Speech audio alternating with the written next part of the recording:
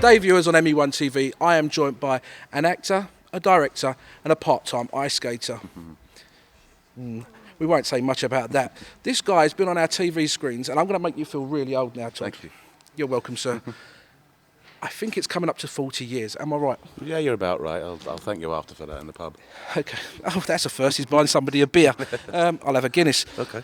You started your career very, very young. I believe 3 or 4, Todd? Yeah, I was about 4, started in commercials, and I think my first one was for Woolworths, and I think my... that shut down, and we're going to get to this in a minute. Woolworths shut down. Yeah, and my first immortal lines were something like, "Here's your change, mummy." And you see where the man's come today.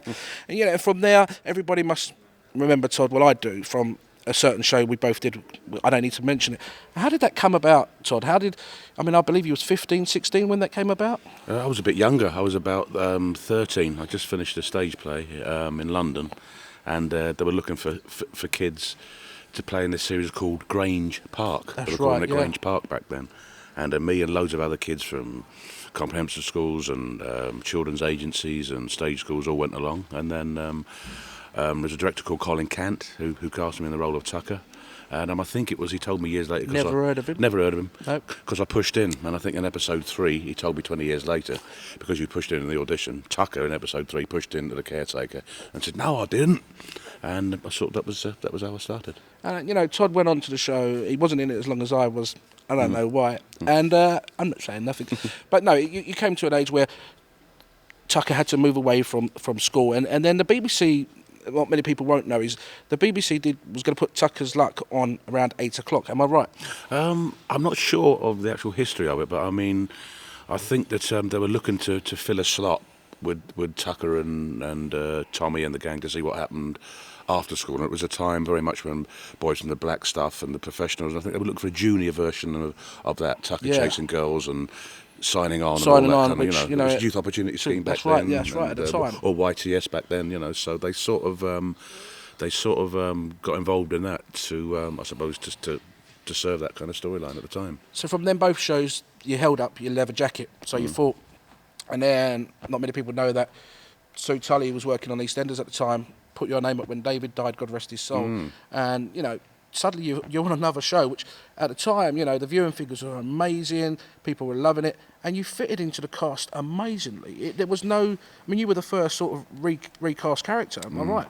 Yeah, and I think thanks to Sue, because we had worked together in Sue Tully, another little programme in Grange Hill, and for some reason or other I got in, I went to see them, read a few lines, and I think the secretary said, I'll put a word in for you. And it all happened so quickly. Then all of a sudden I was in the little Fowler household with Bill Treacher and Wendy Richard and Sue again. And I think we looked like a family.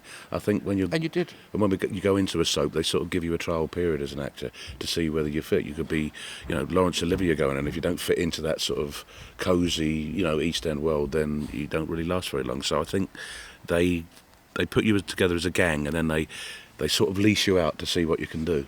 Yeah, and believe me, it worked as a viewer. I loved the whole Fowler family, and then am I right saying that you had the idea that it's about time you hung up again? Yeah, I was there for about 12 years, and I had a secret meeting, and a clandestine meeting, whatever you like, with a guy called Paul Marquez, who was a new guy who came in to revamp the bill. That's right. And they were looking to bring in a really dark character. And again, going back to Grange Hill, Paul Marquez, the producers, were fans of Tucker, were fans of Grange Hill, and they were the same age as me and you. Obviously, you were older than me. Younger, he meant younger. And by a lot of years. And his sister said, "Well, let's get Todd in, because I was used to playing a nice guy, cheeky chappy, get a real dark character." So he was talking me through the whole thing. First of all, he said, "Come in for a cup of tea." So we came in for a cup of tea, and he said, "This character, Gabriel Kent, is going to be quite dark." I said, "Well, tell me about him." He said, "He's going to kill his mother, rape his sister, rape and pillage his way through." And I said, "A little bit dark."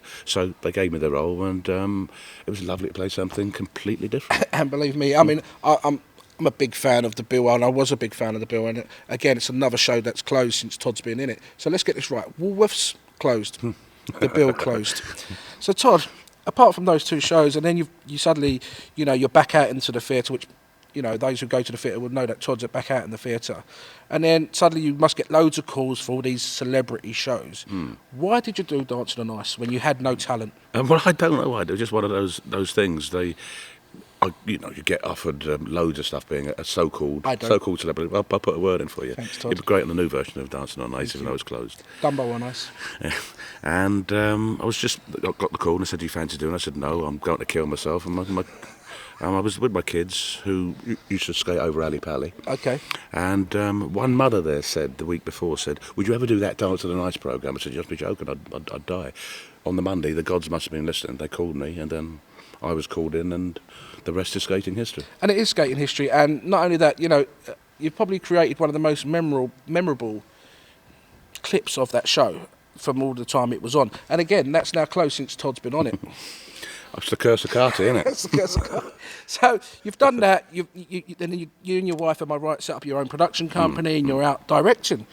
What's it like to be behind the camera instead of in front of the camera? Oh, well, first thing is you don't have to learn any lines, which is wonderful. That helps. But you just got to set up the shots, and you're more akin with your first assistant director and your cinematographer to sound posh, your cameraman, in other words. That's right. Like you've got excellent relationship with your cameraman as well, which I've seen. It's legendary. Thank you. So it's that sort of thing, really. I think basically with directing is getting, if you're lucky, the blueprint, get a fantastic script, but moreover is getting a good story and putting the story across. And that's the main thing. As people say, you know, with actors, they would say, and you get this, you know, you tell me, right, so many people who win awards for best actors, the first thing they say is, I'd like to thank the person who wrote the script. Because without a script... It's the blueprint. Without it, and that's what I'm saying, if you can get a fantastic script, wonderful, but if you get some good characters, good storyline, and make it, and editing as well, thank God for the editing suite as well, they can make a reasonably mundane crowd scene look fantastic by zapping it all together. That's right. So you've directed some stuff, so, you know, is there any more direction, or, as I know that you're going straight into the theatre in the next, couple of weeks? Well, I'll be on the road for 6 months now with Spam-A-Lot. Crunching. His wife loves him away for 6 months. Crunching coconuts and singing "Always Look on the Bright Side of Life." So that keeps me going every night. But come September, October, I hope to be doing more some directing. I'm itching to get back now, but theatre has stopped me from doing it because it's the roles that I want to do. Yeah. But watch this space, and I'll be back. You know what? It's always a pleasure to see Todd, and you know he's one of the most honest people that I've ever met in this industry. And I'd like to say thank you today for chatting with me, and you know, thanks for joining us on the ME1 TV. My pleasure. Nice to see you again. Andrew, buddy. Good luck. Remember, viewers, he said he's going to buy me a beer.